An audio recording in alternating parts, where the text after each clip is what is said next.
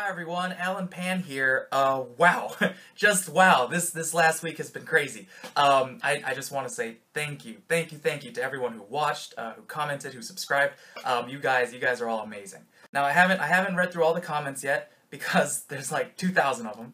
But I did try and read through a bunch of them, and there were a lot of frequently asked questions. So I'll try and answer some of those here. Okay, so Random Ash writes, the problem is whenever he picks it up, he is quite clearly deactivating the magnet first. Otherwise, he would just pick it up instantly and casually. It would have been better to use a bracelet with a proximity detector that automatically deactivates the magnet as soon as it comes within 30 centimeters of the hammer. That way, whenever he goes to pick up the hammer, he'll pick it up instantly and with ease. You guys have had some awesome suggestions involving NFC, RFID, hidden switches and remote controls, and those are all awesome ideas. I went with a fingerprint scanner because that's the version of Thor's hammer that Tony Stark comes up with, right? In Avengers Age of Ultron, Tony Stark says it must be fingerprints. So I didn't really intend to make a prank video. All of those ideas are awesome for a prank. If you know, some guy dressed up as Thor has an RFID bracelet, picks it up really quickly and easily, that's an awesome idea. I would love to see some of you guys try it yourselves to build your own Mjolnir that's really good for pranking people. It wasn't until when I was editing the footage where I started realizing, oh, I guess this is kind of like a prank video. So it honestly didn't even start off that way, which is why I'm not, you know, selling it, as some of you have suggested. Like, you know, I'm not like pretending I'm struggling and then getting it right away or whatever. I'm just kind of showing off, like, look, there's a fingerprint sensor. It comes right up. Okay, next up, we've got MLO44 writes, so how strong would a person have to be to overcome its magnetic pull and lift it, just out of curiosity? Similar electromagnets have holding strengths for electromagnetic doors up to like 1,200 pounds. I don't know if the magnet on the hammer is that strong, but I would say it's at least a couple hundred pounds, so somewhere between 200 and 1,200 pounds. We weren't able to find a guy who could deadlift like 700 pounds to see if he'd be able to lift it. So I would say you would have to be a huge dude, but you might be able to.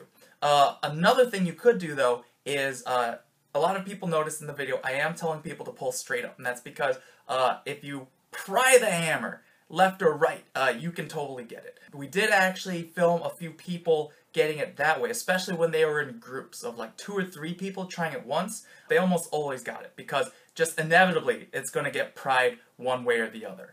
And we've got from Simon Fend, can you also make a video where you show the hammer with its full beauty? Yes, I am definitely planning on making a sort of how-to video if any of you guys are interested in trying to build your own.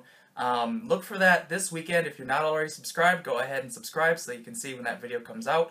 I'm going to warn you though, it's not a beginner project. It's pretty involved. I'd say at least intermediate. So if you've already got some experience with an Arduino, if you already have some woodworking experience behind you, if you've used a Dremel or an angle grinder before, like go for it. Otherwise, I would not recommend this for your first project.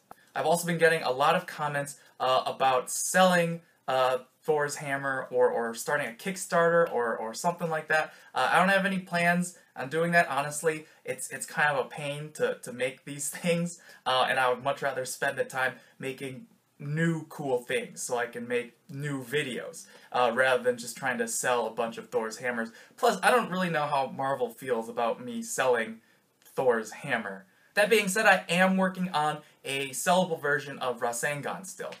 So that might take a few more weeks. So this channel is super new. This is my 3rd video ever, and it's a thank you video.